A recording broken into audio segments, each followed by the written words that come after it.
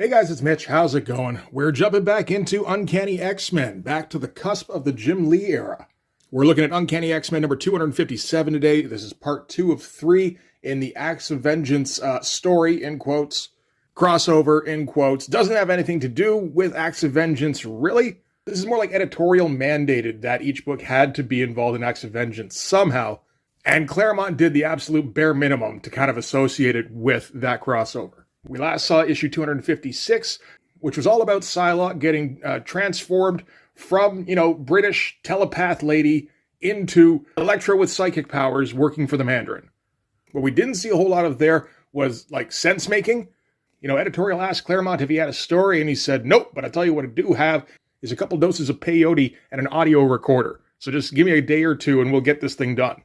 So the last issue was largely dream sequency, incomprehensible.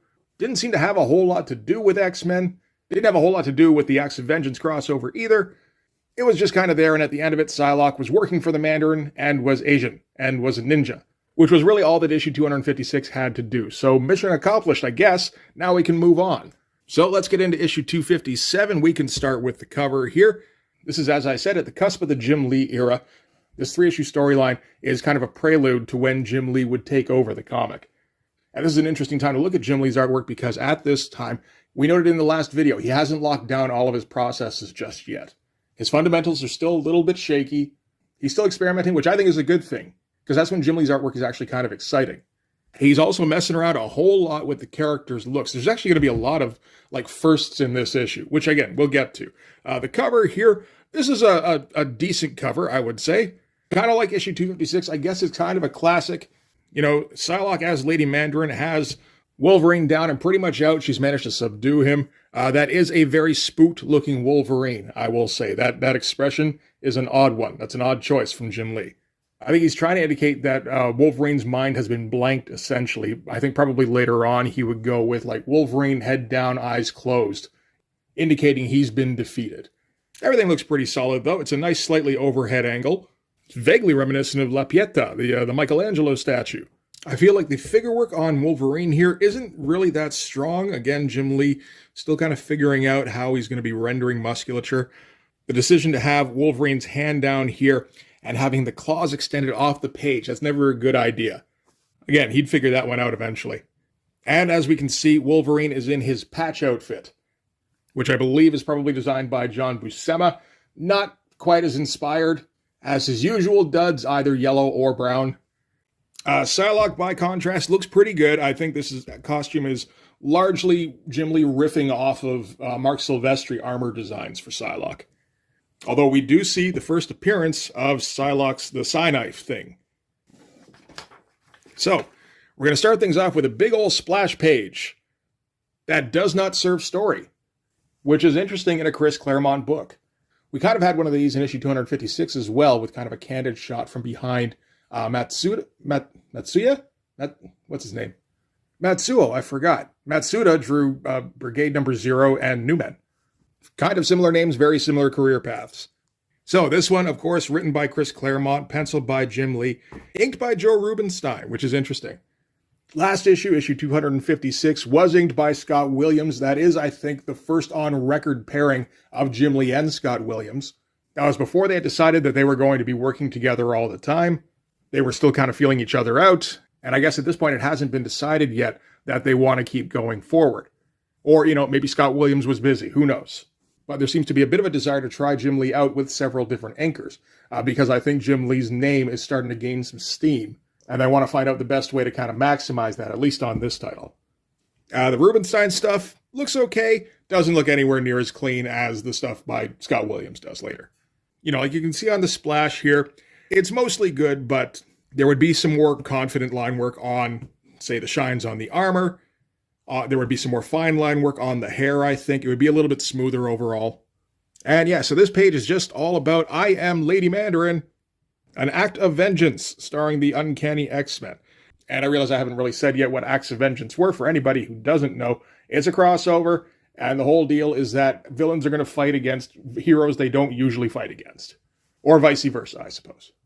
So Mandarin showed up a little bit in the last issue, basically just to kind of oversee the process of turning Psylocke into his minion and going, yes, good job. So now she's going out on his behalf. And she's basically going out and trying to subjugate the other criminal overlords. And she's doing this with the Mandarin's rings of power. We don't see them here just yet. We will later on, though. Which seems kind of crazy. He's just like, yeah, no, go and take control of everybody for me. Here's everything my power is based on. I trust you to still be working for me when you get back. Meanwhile, I'm going to go fight the Avengers without the ring. There's a bit there that doesn't make any sense. Him trusting Psylocke, yeah, she's been brainwashed, so you don't have to worry too much there, but still, supervillains tend to betray each other. They've done that once or twice. I haven't checked out the Avengers part of the Acts of Vengeance crossover. If I had to guess, I would guess that Mandarin has his rings in those as well. So, Lady Mandarin shows up. She's got all the other overlords here. She's telling them, you guys are all going to kneel for my master, and they're all like, bullshit. They're saying what Matsuo was saying in the last issue, which is that the Mandarin's honor has been besmirched by all of his defeats at the hands of Iron Man. So he no longer has the respect that he once did.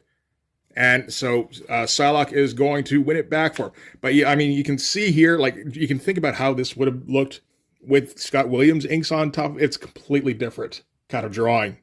Joe Rubinstein going heavy on those shadows, which is good, but linking them up in weird ways and not hatching them off in a way that's aesthetically pleasing, really. They just kind of sit there on her face.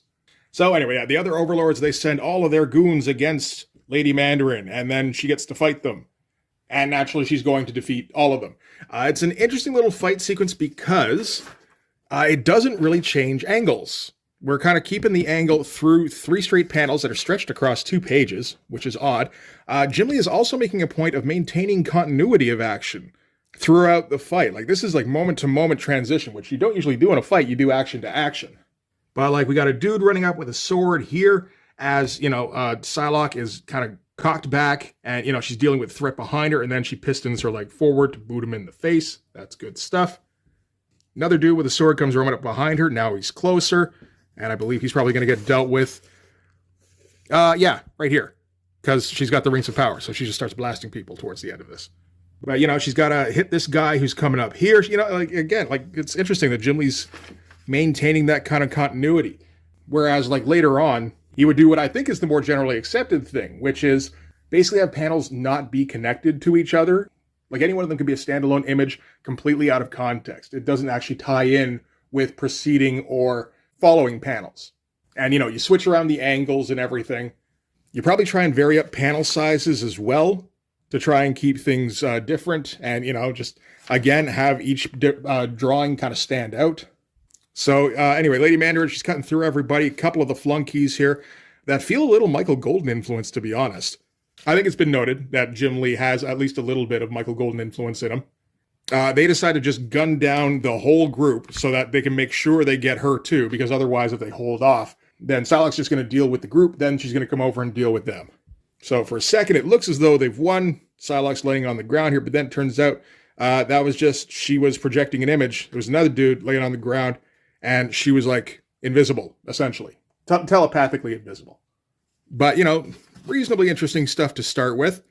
So here, we finally get our close-up on, Psylocke's hand here. So we see that she's got a couple of the rings, and she does start charging one up here as she gets all close up on the one guy before blasting his face off by the looks of it. And they say she wields the Mandarin's rings, in case we're not sure what happened just there, which, we might not be. It took me a little while in the last issue to figure out what the fuck was going on. But yeah, so that's pretty much the end of the conflict. Get a cool shot of Psylocke here at the end with her power discharge thing, saying how they all work for the Mandarin now. And they're all like, yep, I guess we all work for the Mandarin now. And she gets really giddy about it, being like, I won. Which is oddly whimsical for that particular kind of victory. But, hey, whatever. We got this cool shot of Psylocke here. That was kind of the point of this whole sequence. Got another color hold background here, which we've seen a couple of times over the course of these issues so far. So, yeah, the fight itself, it's pretty well done. It's pretty clean. I think we see maybe a little bit of Jim Lee-itis in here, in that some of it isn't particularly imaginative. You notice the fact that the camera feels locked down throughout the entire fight. There isn't any shifting of planes at all. We're not going for low angles or high angles. There aren't a lot of close-ups in the fight. There's no breaking of panel borders.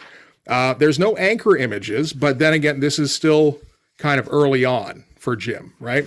So I think it would be once he took over as the main artist on X-Men that the anchor images would really start coming out. But keeping it pretty safe for now. This might be Claremont influenced as well. It's been fairly well documented that eventually the balance of power on the X titles shifted from Claremont to whichever artist was working on whichever X title at the time. So, at this point, Claremont has pretty much total control, although I think it's fairly obvious that he doesn't have any interest in taking part in the crossover. Bob Harris is listed as the editor on the X books. So he's probably in Claremont's ear being like, we need to feature more of these crossovers. We need to feature more visual storytelling. We need to have these books be less stories and more portfolios, essentially. Okay, so from here, Psylocke is victorious in her first outing as Lady Mandarin. Way to go, LM. So now we're going to cut to Madripoor, which I think was mentioned in the last issue. I'm pretty sure. And boats coming in. Harbor Patrol is going to go check it out. Once they get on board, they find Jubilee in her Carrie Kelly costume. This is the first appearance of the Carrie Kelly costume. This is not the last time in this issue that Jim Lee would appropriate the look from another character to use for an X character. I guess it's fine. I think most people, when they think of Jubilee, they probably think of this costume largely enabled by the X-Men cartoon. And she didn't have anything memorable before this. We're also going to find Logan in his patch outfit, which is he put on a patch, which is dumb. He didn't change anything about his hair. That was probably the bigger tell. But this is the first time we're seeing Wolverine and Jubilee since issue 253, which is when Jubilee helped Wolverine escape from the Outback. When he was all banged up doesn't cover it. He was next door to death. And Wolverine talks his way past the harbor master here. We can see that Nick Fury and Carol Danvers, ghosts of them, essentially. These are just kind of hallucinations, basically, that he's been having consistently since he got all fucked up on the X-Cross. They're still here. And the whole reason that they started appearing in the first place was because, again, Wolverine was close to death, so close that he started hallucinating, where they had to, pull him out of it. So, his hallucinations were, cheerleading him. And they're still sticking around, indicating that Wolverine still hasn't healed up yet. His healing factor hasn't kicked in enough, where his brain can operate without having cheerleaders, I guess. And this is a thing that's going to be made clear again in this issue, because Claremont wanted to keep Wolverine weak. He wanted to make it so his healing factor, wasn't a factor. At least long term, it sounded like, permanently was never going to be an option. Someday, that was going to be coming back. But it sounds like that was the way Claremont would have preferred it to go, at least at the time. Just remove the healing factor entirely. I guess the idea of having this unkillable berserker, as an ace in the hole, that gets to be kind of a pretty easy Deus Ex Machina to play, and that gets kind of boring. But we see it here where after the Harbor Patrol leaves the boat again, Wolverine collapses, and they bring up the fact that his healing factor is basically non-existent right now. And there's the bit where Jubilee makes fun of Wolverine for his patch disguise and how that shouldn't be fooling anyone. Apparently he was catching some shit from artists in the bullpen or whatever, that this is the crappiest disguise that has ever existed in comics. Okay, from there, we're going to cut to Cairo, Illinois, not Cairo, Egypt. Although, important because we're cutting to Baby Storm. Baby Storm's back. And now apparently she's a murder suspect. Last time we saw her, it was just in a little recap, but she had been admitted to a hospital. Then there was murder at the hospital, which apparently she's being blamed for. And everybody's taking the word of this guy here, FBI Inspector Jacob Rice, the most evil-looking man on the planet. Very trustworthy. So I'm not sure who is taking over Jacob Rice. If I had to guess, I would say Shadow King. Because I know eventually Claremont's going to take this down that road, although it's not for another, 10, 20 issues? I think 20 issues. But, that's kind of how Claremont rolls, where you get 2 pages per issue to build up a tiny storyline, and you do that for a year or two, and then all of a sudden your storyline kicks in. It's man, we were foreshadowing this for months. So, that's some pretty impressive long-form storytelling. It does kind of ignore all the little nuggets that get dropped along the way that never turn into fucking anything. But, nobody looks at the nothing and then looks back and goes, hey, wait a minute, what happened to that? But anyway, Storm is claiming her innocence. She's saying somebody else killed the guy, and she's just getting blamed for it. A couple of cops seem to spot her, chase her down the alley, and then they lose track of her, even though it's a dead end, because she's still Storm. She flew up to the roof here, and she's just kind of hiding, and that's the end of Storm for this issue. But we're building up to Storm becoming more of a main character in the comic again. Okay, back to Logan, back to Hong Kong. Oh, okay, I thought it was, maybe I wasn't Madripoor before. Nope, doesn't seem like it. All right, I just assumed. Why would he be wearing his patch outfit anywhere but Madripoor? Everybody else recognizes that hairstyle. Madripoor, everybody's like, eye patch, I am confused. So, okay, Wolverine is stopping by to check in on Landau, Luckman, and Lake, which is a law firm, apparently an interdimensional law firm, although that isn't mentioned here. And Wolverine's going to explain to her what his relationship with Jubilee is, which is basically that he's grown to trust her. You know, she kind of saved his life. Wolverine is here basically because he's trying to figure out what the fuck happened to the X-Men. Good luck. X-Men all walked into the Siege Perilous, so they could be anywhere and they could be anybody. Going pretty heavy detail on the backgrounds here. As back in the day, Jim Lee's still trying to catch everybody's attention. Look at all that shit. You know, this kind of stuff he'll still do today with the fairly heavy skyline stuff. This, you know, maybe not. You know, maybe they're just in kind of a big paneled room with some designs on the wall. So anyway, Rose here, this is Wolverine's contact. She introduces her granddaughter. So that's Ruth. Ruth is going to take Jubilee out into Hong Kong and do some shopping, where maybe she can pick out a costume where she isn't blatantly ripping off another character. Like, it really is just like right up there. Like, what are you going to do? You're not using it anymore. I like that costume. I want to use that costume. And I guess DC was okay with it? I don't even know. As far as I can tell, there's no record of DC kicking up a fuss about Jim Lee's very obvious use of their character, or character design anyway. So, I mean, that could just be a thing where, yeah, they weren't planning on ever revisiting that corner of the universe again. And it could just be the difference between DC and Marvel. Marvel, I think, absolutely would have jumped on that and would have, you know, threatened getting litigious. And I mean, it's, you know, it's Carrie Kelly Robin. It's not, you know, it's not Batman. So anyway, the other thing, so once Ruth takes Jubilee out of the house, take her shopping, Rose is going to talk to Wolverine about what's been going on in Hong Kong, about how the Mandarin is consolidating power using some previously unknown enforcer. So speaking of said previously unknown enforcer, interesting close-up here on Wolverine, actually, before we flash over real quick. Going for all those extra lines, but they, you know, they're just not the extra lines you expect from Jim Lee, because you expect those to be inked by Scott Williams. So it ends up looking like almost a little bit Kevin Nolan-y. And he does end up looking very old and haggard, which was probably the intent, again, with the fucked up healing factor. So from there, we're jumping to South China Sea, where Psylocke is at a hand hideout, and she's training with hand ninjas and kicking all their asses, and she has her Elektra gear on. This is the first appearance of Psylocke in Elektra's costume. Why? Because Jim Lee likes Elektra, and Jim Lee likes drawing sexy ladies in slinky outfits, I would guess. So anyway, Psylocke kicks everybody's asses. Hey, you know, slightly more interesting page design here. That's all right. Whole bunch of effects going on for this shot where she does the psychic knife. That is the first on screen, in panel appearance of the psychic knife. Before this, she had her butterfly effect that would hover around her eyes. Wasn't nearly as extreme. So she defeats all the hand ninjas, but Matsuo is able to sneak up behind her. So naturally after that, she's got to go take a bath because, again, Jim Lee likes drawing sexy ladies. And it doesn't exactly hurt his cred when, you know, people are demanding that an artist come back. You know, we like the way he draws Wolverine and the naked ladies a little bit. Who said that? I don't know. Nobody said that.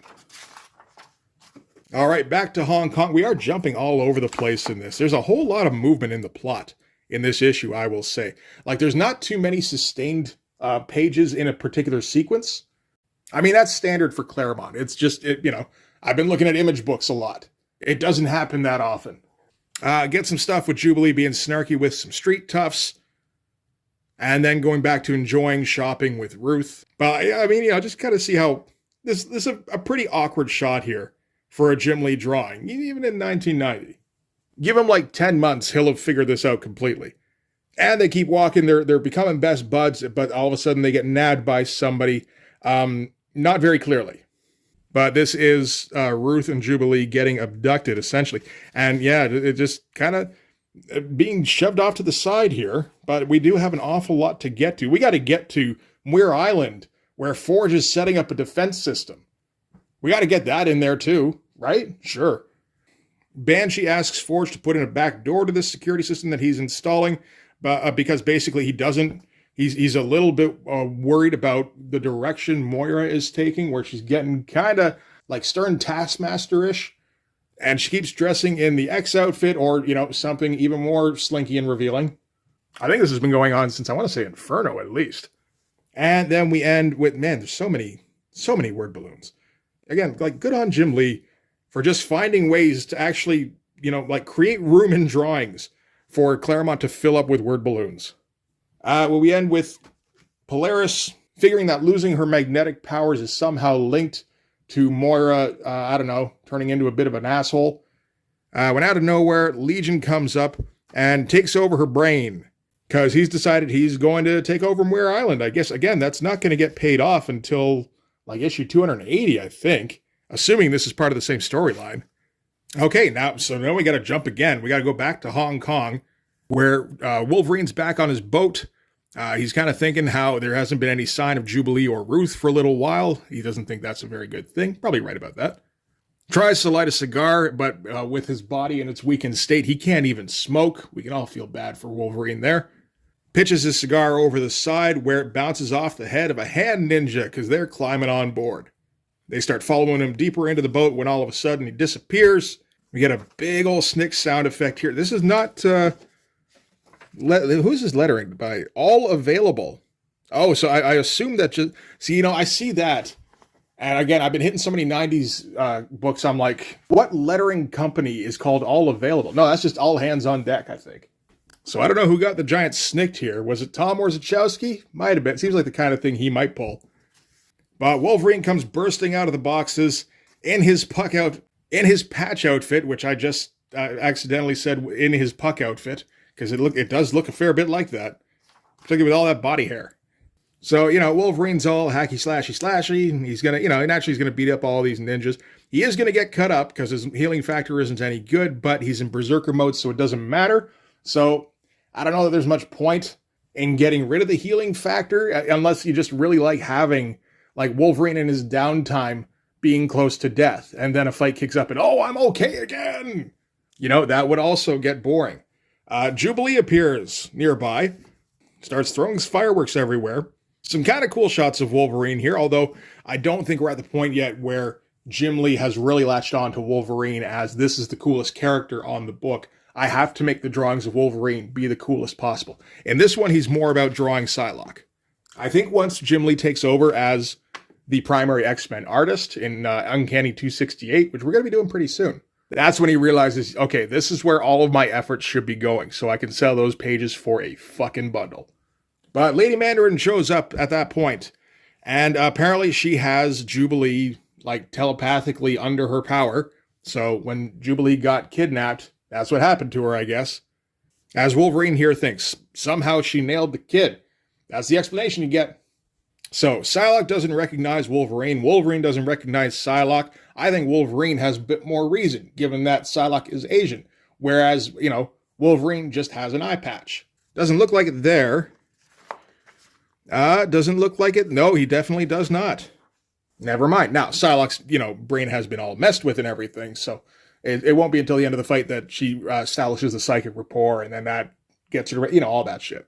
But she does start off the fight by throwing her cape blanket over Wolverine's head, which is, I appreciate. You don't see this a whole lot in a Marvel fight. That's a fun beat and a fun use of a cape. There's not a whole lot of reason for a ninja to be flying around in a cape anyway. Fight sequence itself, it's fine. It's not an iconic clash or anything. It's a fun little fight, though. And yeah, then she busts out the psychic knife. This is where Wolverine seems to recognize her for some reason once he manages to slash her helmet off. Yeah, she's completely changed race. But yeah, no, he totally, maybe she smells the same. And he couldn't tell when she had the helmet on because that has smell inhibitors. That would make sense for a Mandarin lackey somehow. But, Psylocke uses a psychic knife on him. Again, we get all that effect stuff that Jim Lee is he's pretty good at. A lot of speed lines with, just some erasing or white media in the middle here. I'm thinking that would have been, again, a lot cleaner and tighter with Scott Williams doing it. That's okay. Nothing here looked bad, So yeah, we get that dopey look on Wolverine's face because his mind's been wiped. And with the psychic knife, she established like a psychic link. So that's how she knows that this is Wolverine now. And she doesn't have any kind of real recognition other than his reputation, essentially. And that's where we're going to end things off. So, this issue had to do a whole lot of work for this little 3-issue arc. The last issue did too. It was just unbelievable work that was done incomprehensibly. We also get an ad for Marvel Masterworks, which is, I believe, the first time Marvel Masterworks came out. Those are still going. That's pretty cool. All right. And that's it for Uncanny X-Men number 257. But yeah, the last issue is all about we have to turn Psylocke into an evil ninja working for the Mandarin. This issue is all about, it's about a few things, really. We have to get to the end point where Psylocke is, still working for the Mandarin and has established herself as his top enforcer, and now she's taken down the only remaining X-Men and has them under her power. There's still a lot of ground to cover there. So now the next one has to be wrapping all of that up, and I assume getting Psylocke back on the side of the good guys, as well as getting probably a page or two of young Storm escaping from the authorities and Forge messing around with his new defense system, and whatever else in there I forgot to mention. We're probably going to have to see appearances by Wolverine's hallucinations again, too. But that will also be one more early Jim Lee issue. That'll be the last of the early Jim Lee issues. I'm looking forward to it. I don't think I've ever read it before. And I think it'll probably be pretty good. All these issues are pretty good in terms of, like the story, it's very intricate, or at least it appears very intricate. There's a whole lot going on. There's a lot of just flailing around in every direction. And the artwork, even if it isn't as finished as it would be later on, it's still interesting to note the progression, the evolution of Jim Lee, and the growing understanding of how best to use Jim Lee and who to use with Jim Lee. So in this case, Scott Williams.